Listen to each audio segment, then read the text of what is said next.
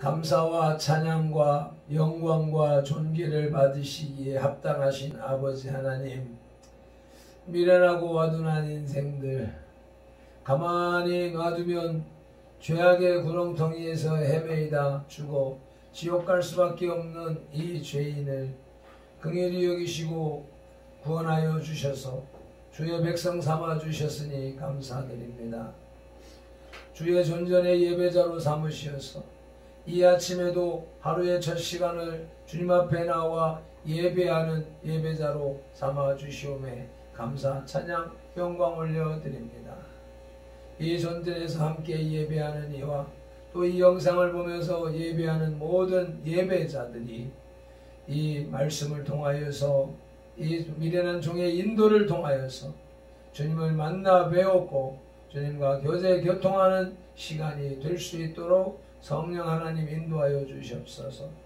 미련한 인생들의 무지함과 죄악과 악행은 예수 그리스도의 십자가 그 뒤에 다 감추시고 오직 살아계신 말씀이 오늘도 우리의 심령 속에서 역사하여 주시네 전하는 이와 받는 이가 동일하게 은혜를 받게 하옵시고 주님의 말씀 속에서 승리하는 하루가 될 수 있도록 인도하여 주시옵소서. 하루의 시종 일과의 시종을 주님 앞에 의탁하오며 예수님의 이름으로 기도드리옵나이다. 아멘. 다같이 사도신경 신앙고백 드리겠습니다. 전능하사 천지를 만드신 하나님 아버지를 내가 믿사오며 그 외아들 우리 주 예수 그리스도를 믿사오니 이는 성령으로 잉태하사 동정녀 마리아에 일어나시고 본디오 빌라도에게 고난을 받으사 십자가에 못 박혀 죽으시고 장사한 지 사흘 만에 죽은 자 가운데서 다시 살아나시며 하늘에 오르사 전능하신 하나님 우편에 앉아 계시다가 저리로서 산자와 죽은 자를 심판하러 오시리라. 성령을 믿사오며 거룩한 공회와 성도가 서로 교통하는 것과 죄를 사하여 주시는 것과 몸이 다시 사는 것과 영원히 사는 것을 믿사옵나이다. 아멘. 오늘의 말씀, 오늘의 양식 사도행전 9장 3절로 9절 말씀입니다. 신약성경 202쪽에 있습니다. 다 함께 찾으셔서 한 목소리로 합독하시겠습니다. 사울이 길을 가다가 다메섹에 가까이 이르더니 호련히 하늘로부터 빛이 그를 둘러 비추는지라. 땅에 엎드려져 들음에 소리가 있어 이르되 사울아 사울아 내가 어찌하여 나를 박해하느냐 하시거늘 대답하되 주여 누구시니까 이르시되 나는 내가 박해하는 예수라. 너는 일어나 시내로 들어가라. 내가 행할 것을 내게 이를 자가 있느니라 하시니 같이 가던 사람들은 소리만 듣고 아무도 보지 못하여 말을 못하고 서 있더라. 사울이 땅에서 일어나 눈을 떴으나 아무것도 보지 못하고 사람의 손에 끌려 다메섹으로 들어가서 사흘 동안 보지 못하고 먹지도 마시지도 아니하니라. 아멘.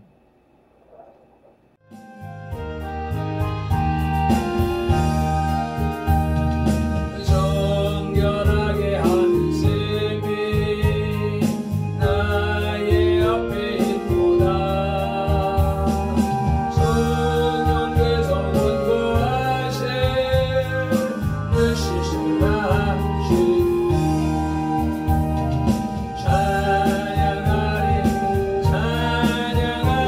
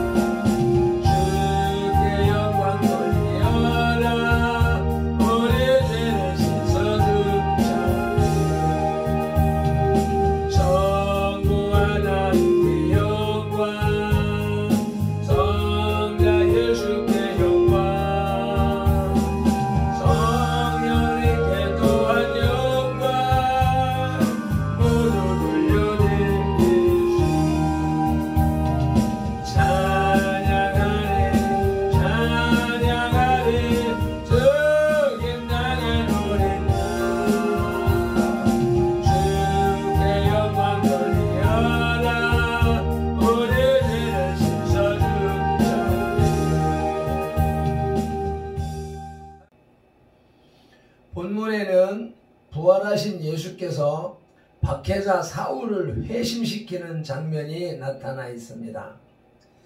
그것은 차라리 회심이라기보다 굴복시키는 것이라고 하는 것이 타당할 것입니다. 왜냐하면 사울은 그때까지 전혀 예수님을 시인할 마음이 추호도 없었던 사람이기 때문입니다. 그러나 사울의 이 회심 사건은 기독교 역사상 가장 획기적인 것이며 유명한 사건입니다. 예수님께서 사울을 당신의 복음을 땅 끝까지 전파하기 위한 천병으로, 촉규병으로 삼으신 것입니다. 박해자를 선교사로 만들어 버렸습니다. 자기 맘대로 살던 사울을 예수님의 뜻에 의해서만 사는 종으로 만들었습니다. 박해자 사울이 선교사 바울로 변화되는 이 사건이 우리에게 무엇을 교훈하는지를 지오라마 비전하겠습니다. 박해자 사울과 예수 그리스도의 만남입니다. 첫째 대지로 사울과 예수 그리스도의 만남입니다. 그 만남의 장소는 다메섹 도상입니다. 2절이지요. 다메섹 여러 회당에 가져갈 공문을 정하니 이는 만일 그 도를 따르는 사람을 만나면 남녀를 막론하고 결박하여 예루살렘으로 잡아오려 함이라. 8장 3절에서 사울이 교회를 잔멸할 새 각 집에 들어가 남녀를 끌어다가 옥에 넘기니라. 이렇게 예루살렘에서 그리스도인들을 색출하여 투옥시키던 극렬 바리새인 사울은 박해를 피해 예루살렘에서 다메섹으로 피해 있던 그리스도인들을 체포하기 위하여 사내들인 공회로부터 공문을 받아가지고 몇 사람의 수행원과 함께 다메섹으로 갑니다. 예루살렘에서 다메섹까지는 약 230-40km 거리로 걸어서는 약 7일 정도 소요되는 거리였습니다. 이 박해자 일행이 다메섹 가까이 이르렀을 때에 그들은 놀라운 광경에 부딪혀 그들의 임무가 좌절되는 충격적인 사건을 경험하게 됩니다. 밝은 대낮에 태양보다 더 빛난 빛이 그들에게 비치며 살아계신 예수님이 찾아오신 것입니다.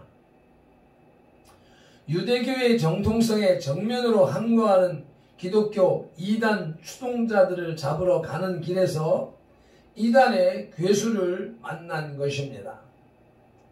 그 만남은 그들에게 그들의 임무에 대한 목적과 의미를 동시에 상실하게 만들었습니다.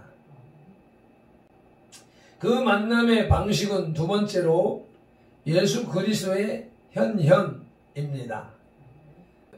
신학적인 용어로 예수 그리스도께서 이 현세의 실제의 몸으로 사람으로 나타나심입니다. 3절입니다. 사울이 길을 가다가 다메섹에 가까이 이르더니 호련히 하늘로부터 빛이 그를 둘러 비추는지라. 사울에게 있어서 예수 그리스도는 나사렛의 한 촌동네에 나타난 하나의 간교한 이단자이며 그 이단 행위에 대한 합당한 판결을 받고 이미 십자가에 처형된 죄인에 불과했습니다. 비록 사울 자신이 바리새인으로서 부활을 믿고는 있었다 할지라도 그것은 관념적인 믿음일 뿐 지금까지 죽음의 저편에서 다시 살아온 자가 없었으며 죽음 저 너머에 있는 삶에 대해서도 확신을 가지고 가르친 사람이 아무도 없었고 부활을 증거할 길도 없었기 때문에 그리스도를 주로 시인할 수 없었던 것입니다.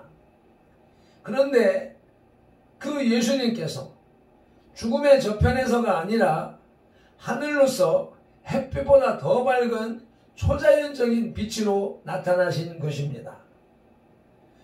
그 빛이 그에게 비추었을 때 그는 번개를 맞은 사람처럼 길바닥에 엎드려졌습니다. 예수 그리스도와의 이 극적인 만남은 사울의 종교를, 사울의 인물을, 사울의 삶 전체를 원인 무효로 만들어 버렸습니다. 이제 이 사울과 예수 그리스도의 만남 속에서 나타나는 사울과 예수 그리스도의 첫 대화를 살펴보시겠습니다. 먼저 예수님의 음성이 들렸습니다. 4절입니다. 땅에 엎드려져 들음에 소리가 있어 이르되 사울아 사울아 내가 어찌하여 나를 박해하느냐 하시거늘. 먼저 빛으로서 사울을 제압하신 예수님께서는 이제 말씀으로서 그의 어리석음을 책망하고 계십니다. 빛으로 나타나심은 요한복음 1장에 태초부터 계신 말씀이 4절에서 그 안에 계신 생명의 빛으로 나타나심이요, 말씀으로 나타나심은 진리로 나타나심입니다. 빛으로 나타나신 예수 그리스도는 사울의 어두웠던 삶에 새 생명을 계시했고 그 말씀으로서 그를 진리 가운데로 인도하고 계시는 것입니다. 예수님의 말씀은 내가 누구인데 내가 감히 나를 핍박하느냐 라는 의미였습니다. 그것은 가시채를 뒷발질하는 것과 같은 어리석음이라는 말씀입니다. 하나님께 대항하는 자는 그 대항하는 만큼 스스로를 해치게 됩니다. 그러나 더욱 중요한 것은 예수님께서 당신의 핍박자와 대화, 말씀을 먼저 시작하셨다는 것입니다. 하나님께서 걸어오는 대화, 하나님의 입에서 나오는 말씀은 죄인에 대한 하나님의 말씀이며 죽음에 대한 생명의 말씀이고 미움에 대한 자비의 말씀입니다.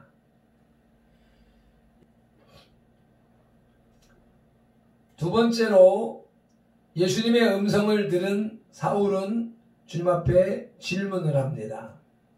5절 전반절에 대답하여 주여 누구시니까? 사울의 이 질문은 내게 빛으로 나타나신 당신은 누구십니까? 또 내게 말씀으로 나타나신 당신은 누구십니까? 라는 뜻이 함축되어 있습니다. 이 질문은 모든 인간들이 하나님께 가지고 있는 질문입니다. 당신은 누구십니까? 빛으로 나타나신 하나님은 생명이신 하나님이시며 말씀으로 나타나신 하나님은 진리이신 하나님입니다. 생명과 진리이신 하나님은 곧 예수 그리스도이십니다. 그분은 오늘도 성령으로 우리와 함께 계십니다. 우리에게 말씀하고 계십니다. 사울아 사울아 내가 어찌하여 나를 핍박하느냐? 형근아 형근아 지금 내가 무엇을 하고 있느냐? 성령 하나님께서는 오늘도 우리에게 말씀을 걸어오고 계십니다. 아멘. 박해자 사울과 예수 그리스도의 만남을 통하여서 세 번째로 사울의 변화가 나타납니다. 5절 후반절에 이르시되 나는 내가 박해하는 예수라. 너는 일어나 시내로 들어가라. 내가 행할 것을 내게 이를 자가 있느니라 하시니. 자기 앞에 나타나 말씀하시는 분이 자기가 핍박하는 예수님이라는 말씀을 들었을 때 사울은 그의 전생애가 무너지는 소리를 동시에 들었습니다. 그가 배운 학문, 그가 믿는 유대교, 그리고 그가 헌신해온 하나님의 실체가 일시에 붕괴되어 버렸습니다. 오늘 우리도 우리 전생애 속에 새겨져 있는 종교적 신앙관이 무너지는 소리를 들어야 합니다. 지난 4년 동안 선들교회 개척의 멤버로 희생하고 헌신했다는 교만이 붕괴되어야 합니다. 바울의 신관의 변화는 바울의 가치관, 인생관을 변혁시켰습니다. 이제 그 삶의 주제는 부활하신 예수 그리스도입니다. 이제 저와 여러분의 삶의 주제가 부활하신 예수 그리스도가 되어야 합니다. 예수로 죽고 예수로 사는 사람이 되어야 합니다. 그렇지 않으면 8절에 눈뜬 장님입니다. 8절로 9절 말씀을 합독하시겠습니다. 사울이 땅에서 일어나 눈은 떴으나 아무것도 보지 못하고 사람의 손에 끌려 다메섹으로 들어가서 사흘 동안 보지 못하고 먹지도 마시지도 아니하니라. 주님을 만났을 때 그에게는 또 다른 지도자가 필요합니다. 예수 그리스도에 관하여서, 기독교에 관하여서 가르쳐 주어야 할 지도자가 필요합니다. 지금 우리는 어느 단계에 있는가 돌아보는 시간 되길 소망합니다. 말씀을 정리합니다. 본문은 사울의 인생을 한순간에 변화시켜버렸던 사건으로 그의 회심의 결정적인 테마가 되는 다메섹 도상의 사건을 기록하고 있습니다. 합리주의자들은 모든 기독교적 체험을 심리학이나 어떤 병리적 현상으로부터 이해하려고 합니다. 이것이 아멘을 강조하는 이유입니다. 말씀이 심령 속에서 인정될 때, 아멘으로 받아들여질 때에 우리의 인격은 변화되고 환경은 변화되고 삶은 변화되는 것입니다. 우리 주위에 그런 성도들이 너무나도 많이 있습니다. 나도 예수님을 인격적으로 만난 사람이구나 깨달아지는 이 하루가 되어지기를 예수님의 이름으로 축복합니다. 기도드리겠습니다. 할렐루야. 감사하시고 고마우신 아버지 하나님, 예수 믿는 자들을 잡으러 가는 원수 사울에게도 나타나셔서 만나주시고 그를 주의 제자 삼으시고 주의 일꾼 삼아주시는 그 은혜를 또한 우리에게 나누어 주셨으니 감사합니다.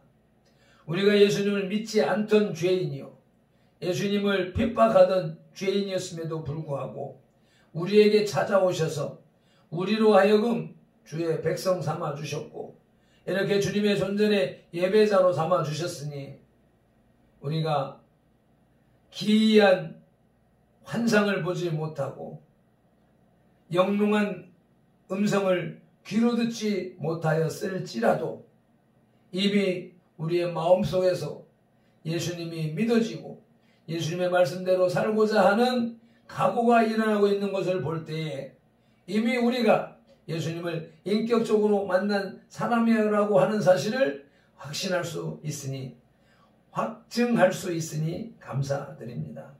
오늘도 귀한 말씀을 꼭 붙잡고 내가 주님을 인격적으로 만난 사람이기에 내가 어떻게 살고 어떻게 행동해야 될지를 사울을 기억하면서 내 삶을 변화시켜 나가는, 발전시켜 나가는 그런 선돌의 모든 지체들이 될 수 있도록 인도하여 주시옵소서. 사울과 함께 대화를 시작하신 예수 그리스도 이름으로 기도드리옵나이다. 아멘. 찬송 힘차게 올려드리시고 기도 나가시겠습니다.